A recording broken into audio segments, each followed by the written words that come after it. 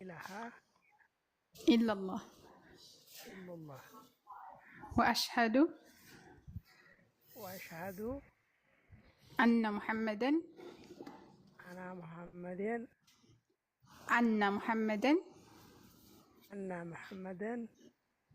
رسول الله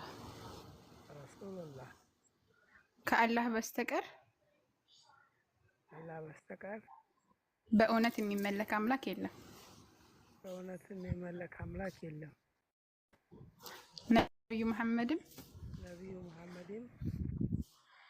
يا الله ملك تنينا بارينا صلاة رب السلام عليه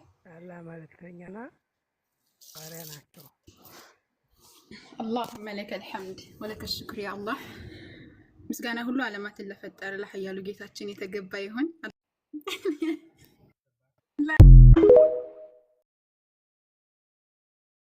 የሰውን ቀልብ እንደመጠገን ትልቅ ዒባዳ የለም።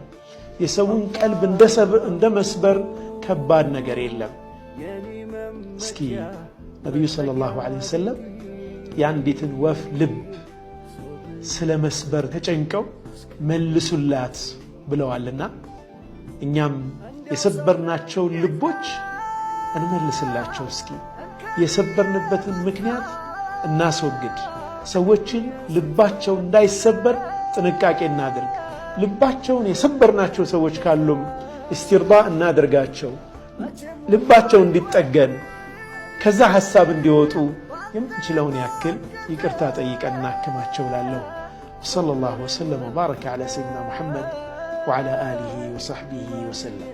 አሚረል ሙእሚኒን አራተኛው ኸሊፋ የነበሩት ሰይዱና ዓሊ እሳቸው በሚያስተዳድሩበት ሀገር ላይ የሰይዱና ዓሊ ጋሻ ይጠፋል። ሰይዱና ዓሊ የኸሊፋነቱን ቃል ያገኙት መዲና ላይ የነበረ ሲሆን የሚያስተዳድሩት ግን ኩፋ ሆነው ነበር እና በሆነ ወቅት ላይ ጦርነት ሄደው ሲመለሱ ጋሻቸው ጠፋቸው።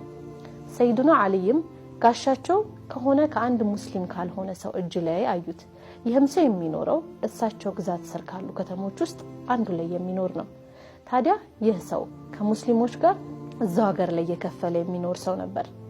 ይሄ ጋሻም ለሳቸው ትልቅ ዋጋ አለው። ሰይዱና ዓሊ እንዳዩት ይሄ ጋሻ የኔ ነው አሉት። ሰውየው መልሶ የናንተ አይደለም የኔ ነው አላቸው። ሰይዱና ዓሊ የሳቸውን ጋሻ ያውቃሉ። አሚሩል ሙእሚኒን ናቸው፣ ኸሊፋም ናቸው፣ በዛ ላይ ታማኝ ናቸው። ሰውየው ግን አሚሩል ሙእሚኒን ሆነው እንኳን አልፈራቸውም ነበር። በድጋሚ ሰውየው ጋሻው የኔ ነው፣ የኔ ለመሆኑ ደግሞ ማረጋገጫው በእጄ ይዤዋለሁ አላቸው። ሰይዱና ዓሊም በሰዓቱ ምንም ማስረጃ ስላልነበራቸው አሚሩል ሙእሚኒን ሆነው